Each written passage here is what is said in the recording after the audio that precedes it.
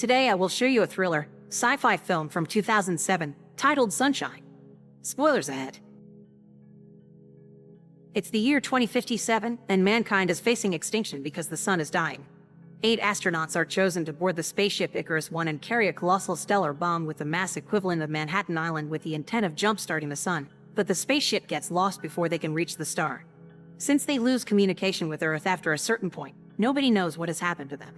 7 years later, while Earth is freezing in a solar winter, a new crew of 8 is sent out in the Icarus II to try again. First, it's Searle, the ship's doctor and psychological officer, who has become obsessed with watching the sun. He even asks the Icarus AI to refilter the observation room panel to allow him to see as much brightness as possible without burning himself. This is such an amazing experience for him that over dinner, he recommends doing it to the whole crew: the engineer James Mace, the pilot Cassie, biologist Corazon, the communications officer and second-in-command Harvey, the ship's captain Kaneda, the navigator Trey, and the physicist in charge of the bomb Robert Capa. But none of them are attracted to the idea. Kaneda informs them that the solar wind reading is much higher than they'd anticipated at this distance, and soon they will be entering the dead zone, which means they won't be able to communicate with Earth anymore, so the crew should send home their last messages. Capa records a video for his parents and his sister, telling them they can't contact him back, but they'll know if they've succeeded if the sun comes out by the time they get this message. However, he takes so long in recording this that there isn't any time left for his crewmates to do the same, and this enrages Mace, who tries to start a fight with him. After the others separate them, Mace is sent to talk to Searle, who tells him he has lost track of time and prescribes him 2 hours in the Earth room, which is a chamber that simulates their home in order to calm them down. Meanwhile, Kaneda continues to watch the old reports sent by Pinbacker, the captain of Icarus I. While Corazon assures him her garden is producing plenty of oxygen, and that's not the problem the previous crew had, Kaneda is still worried, especially when he sees Pinbacker describe some damage his ship got as beautiful. A distraction is welcome, however, when Cassie discovers they're passing by Mercury, so the whole crew goes to the observation room to watch it. Sometime later, while checking comm systems, Harvey makes an important discovery: a transmission playing the distress signal from the Icarus I, which is reaching them thanks to the ship reaching the dark side of Mercury and the iron content of the planet acting like an antenna. Icarus simulates the first ship's trajectory on the screen, and they realize nobody picked up the signal until now because it was hidden in the background light and noise since the Icarus I actually managed to get pretty close to the sun.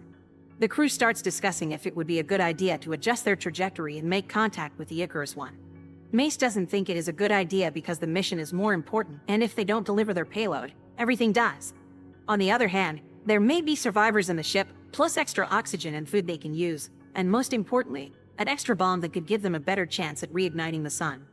Since they can't agree if the risk is worth it or not, they leave the decision up to Capa because he has the physics knowledge to know what is best. After running the math with Icarus, he decides the extra bomb is worth the risk and tells them to fly towards Icarus I. The ship leaves Mercury's orbit after Trey adjusts their trajectory, but he makes a mistake. He has forgotten to realign the shields that protect the ship from the sun, causing damage to 4 panels which, if not repaired, could destroy the whole ship and kill the crew. Kaneda and Capa embark on a spacewalk to make repairs while Cassie guides them, angling the damaged portion of the shield away from the sun and causing the loss of 2 protruding communications towers that have no use right now. However, this also causes the reflected light to destroy the ship's oxygen garden and oxygen reserves, to Corazon's dismay, who has to watch how O2 is released to put out the fire. They need to re-angle the shield, but this would kill Capa and Kaneda, who are still not done with the repairs. Harvey and Cassie want to wait, but Mace reminds them that the priority is to protect the payload, and Kaneda agrees with him.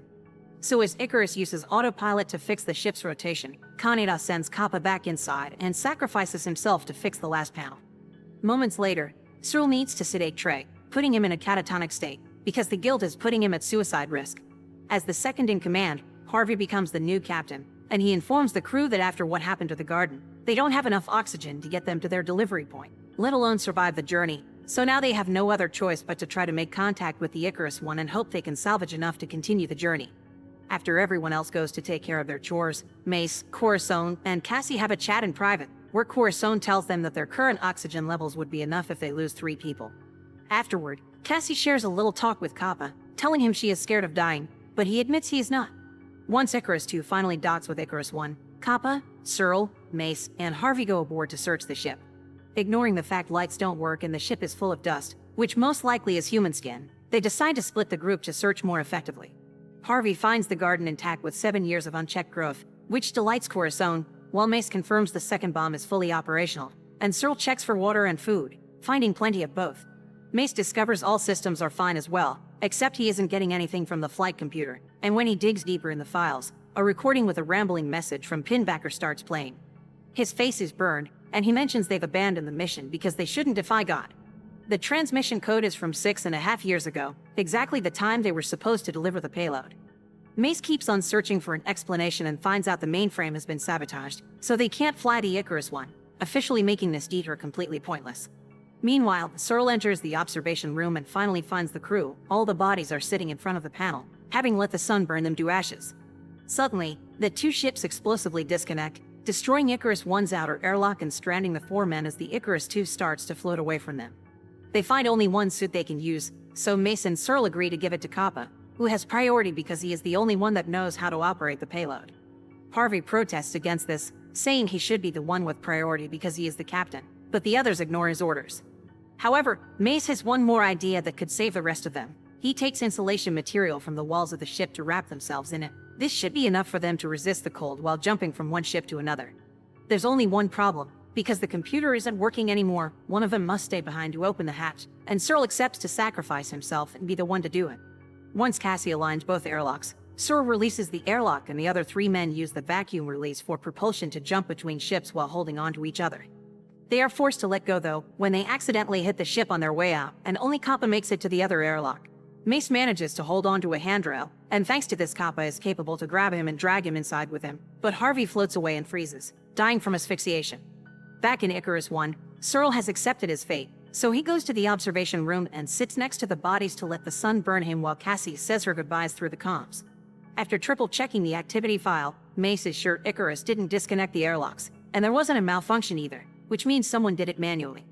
Since the men were together in Icarus I and the women were together in Icarus II, the only remaining option is Trey. Kappa is skeptical because Trey is so deeply sedated, it is almost impossible for him to move enough to pull such a thing. Corazon also points out that now they have lost 2 breathers, only one more needs to go so they can survive the mission, and Mace accepts to be the one to kill Trey. Kappa thinks this madness is probably what happened to Icarus I, but he still agrees on doing it, because the future of mankind is more important. Corazon also agrees, but Cassie doesn't, not that it matters much, since it's 3 against 1. Mace leaves the crew behind and enters the infirmary. After grabbing an electric scalpel, Mace checks the bed, but Trey isn't there. He is actually sitting in the Earth room and he's already dead, having cut his own wrists. Mace calls the rest of the crew so they can see what happened, and once they are there, he blames the deaths on Kappa's decision to divert the mission and says the spilled blood should be his. Angry, Kappa tackles him and starts a fight, which doesn't last long because they have trouble breathing since the air is low. While checking on the payload, Kappa makes Icarus run a check on the crew's biometrics and oxygen consumption, and Icarus I informs him they are all going to die before delivering the payload because the oxygen is not enough. When Kappa gets confused and says the remaining oxygen should be enough for 4 people, Icarus tells him there is a 5th unknown person aboard, currently standing in the observation room. Kappa rushes there and finds the viewing panel bright with sunlight and standing in front of it, an insane and disfigured Pinbacker that keeps rambling about God, angels, humanity, and stardust. He was the one that decoupled the airlocks. Suddenly, he attacks Kappa, managing to cut his stomach with one of the electric scalpels before he runs out and asks Icarus to change the panel to full sunlight. This isn't enough to kill him, so he chases after Kappa until he enters the airlock and closes the hatch behind him. Pinbacker takes the chance to lock the door manually to stop Kappa from escaping before going to the coolant tank to remove the panels, which causes Icarus to shut down. Meanwhile, Corazon is staring at her burnt garden when she notices a tiny little baby plant among the debris. She intends to tell the rest of the crew about it, but Pinbacker finds her and kills her by stabbing her with a scalpel. Back in the airlock, Kappa puts on the vest from one of the suits in an attempt to stop the bleeding and notices he cannot open the door as the power goes out in the entire ship. Cassie, who had been sleeping, also notices the lack of power and goes out to investigate with a flashlight in hand. When she finds Pinbacker, she runs out of there as fast as possible. In the control room, Mace reactivates the computer with an emergency battery, but Icarus won't answer.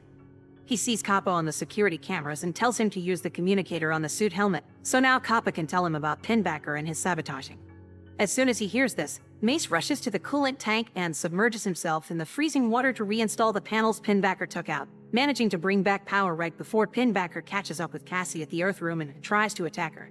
Luckily for her, he gets confused by the shadows and grabs Trey instead, so Cassie grabs the scalpel Trey had used and stabs Pinbacker before running out again, hiding in the room with the bomb. As his body slowly freezes to death because his leg is stuck in the coolant tank, Mace manages to contact Kappa to tell him they're in orbit, but the computer is down and he isn't sure he can make it work again. So he will have to separate the payload from the ship and detonate it manually. Mace dies while begging Kappa to finish the mission. Kappa puts on the astronaut suit and uses a torch to make a hole in the door that connects to the hallway. Then he unscrews the lid that covers the emergency button and presses it after tying himself up to the wall. This causes the main hatch to be expelled, and the combination of the incoming pressure from outside and the hole on the metal makes the hallway door blow up, giving Kappa back access to the ship. After seeing Mace's frozen body, he goes to the control room and activates the separation procedure, then jumps out of the ship and into the now separated bomb room while Icarus II is burned away by the sun. Inside the bomb, he takes off the suit and comes closer to Cassie, who is sitting on the floor with a lost look on her face. He barely gets to say a word to her when Pinbacker ambushes them, grabbing Kappa by the neck and taking him over the edge of the bomb with the intention to drop him into the abyss while talking about the sun as if it was his god.